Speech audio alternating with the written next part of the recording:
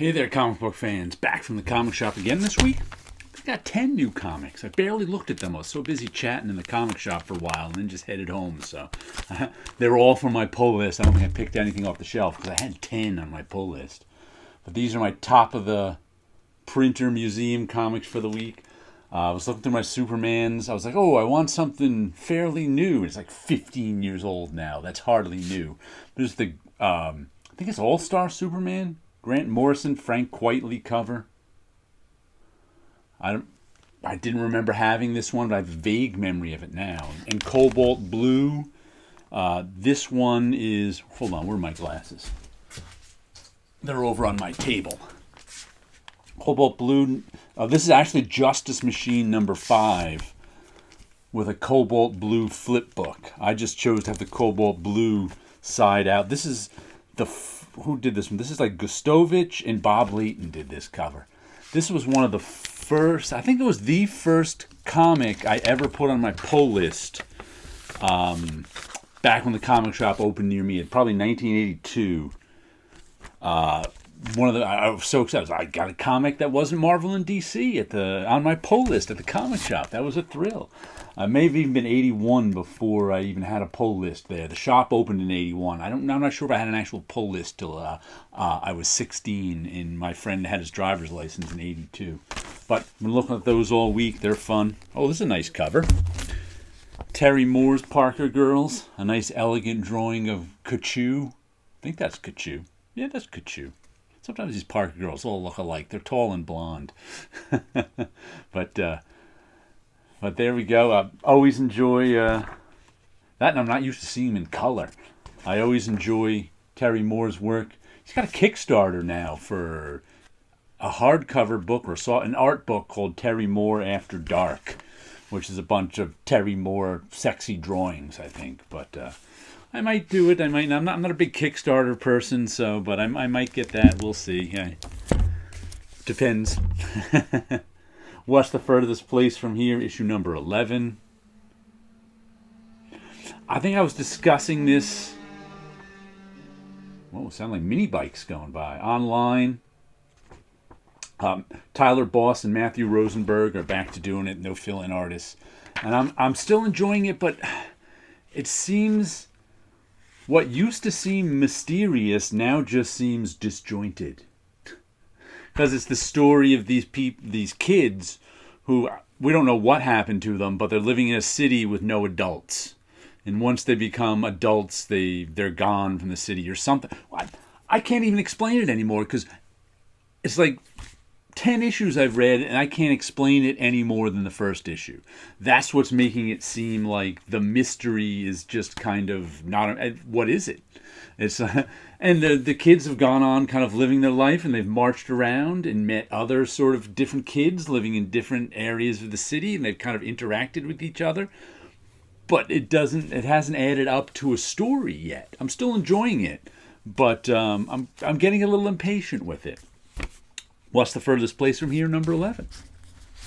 What else do we have? Oh, this is one with my name in it, but they're all terrible. Number 2. These are Pantone 5th color inks on there, so those are not your regular blue and pink. These are special blue and pink with the gloss on them too. So this is blue and pink outside the normal color printing spectrum. So that was fun. Oh, we got this nice glossy one on the back too. This is the second issue of it, and there's only 2 issues. I think this is the last of the Bad Idea books for now. This was all Bad Idea 2, I think. I'm working on a book for them that I think is for conventions and things, but I don't know if they've got any more stuff coming to the comic shop soon. But good, they're all good. I really liked what one did I read last week? The Finder. That was a good one, a nice story. I think Bad Idea.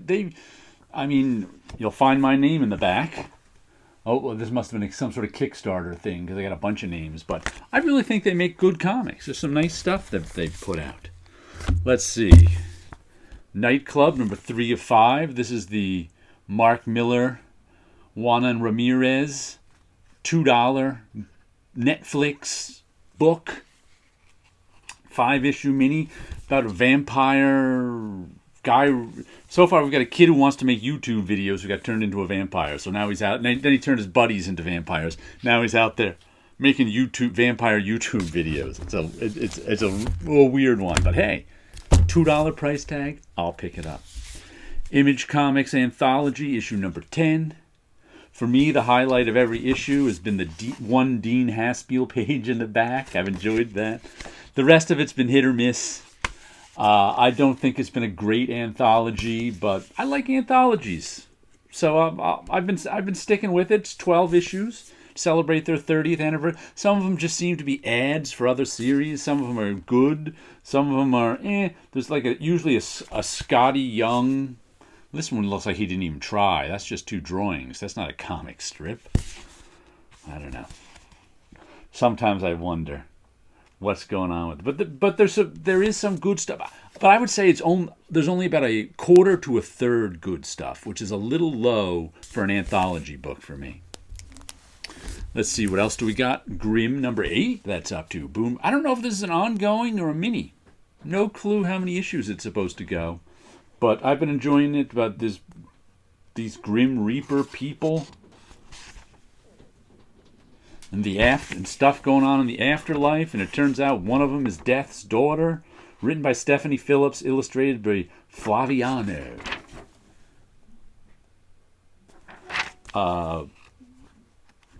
Fun stuff. Oh, nice page there. No, not earth-shaking, but decent. Here's another one, 8 Billion Genies. This is number 7 of 8. They give us the number up there.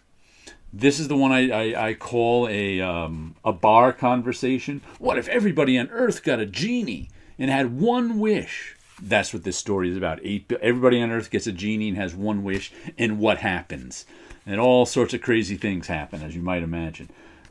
I guess First it was like the first 8 hours, then the first 8 days, the first 8 weeks, the first 8 months. Now we're on the first 8 decades. So I guess we're going to see what happens 80 years in with this one. So that should be fun. I don't want to look through it too much and spoil things, but the artwork has been nice. The story's been fun. I've enjoyed it. Let's see, what else do we have? 3 Keys by David Messina.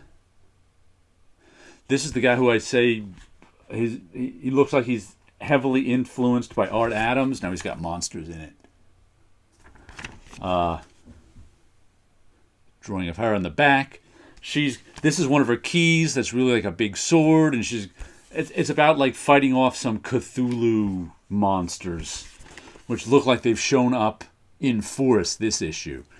And there's been betrayal, and the story hasn't grabbed me as much as the art has. I've liked the story better as it's gone on, though, so that's good. It's like I was undecided with the first 2 issues if I was going to put it on my poll, but with issue 3, I said, all right, I'll go for it. I like the art well enough, and the story's shaping up more. So I've been going with it. Let's see. This is the last one I've got, which is one of these Aftershock one-shots. It's in a magazine bag and board, since the comic shop bagged and boarded it for me. There's my comic shop number on there. My pull list number. They know my name now. Let's see what this looks like. What does it look? I've just been buying these as a matter of course. Pretty nice artwork. I've been pre-ordering them just because I like the. Well, I'm not a big fan of Squarebound, but I always said I'd want to see more comics in the U.S. like European graphic albums, and this is kind of that. Oh, some nice artwork in this. Kind of reminds me of, what was that from the 80s, early 90s? David Chelsea in Love. I don't know why, but it just reminded me of that. Rodrigo Zayas, Z-A-Y-A-S. That's who's drawing it. A horror prestige format one-shot from the mind of Colin Bunn. Doesn't Rodriguez Zayas get is not from his mind? What's that about? But let's see. Let's see who. Rodrigo Zayas was born in Madrid, Spain, and is an illustrator and former pro wrestler who loves creating and telling stories. Okay. You worked for Netflix, HBO, Marvel Comics, and Top Cow. Well, just looking through this, I enjoy his artwork. Just looking at it, so cool. Another graphic album-sized. We'll put it in the bag later. Let me see what do I have back here. What did I finish? 173. I just got some portfolio books to put all these. You know those big black portfolio books you see at Comic Cons and things that people put their original artwork in? I put all 170... Geez, another mini bike going by.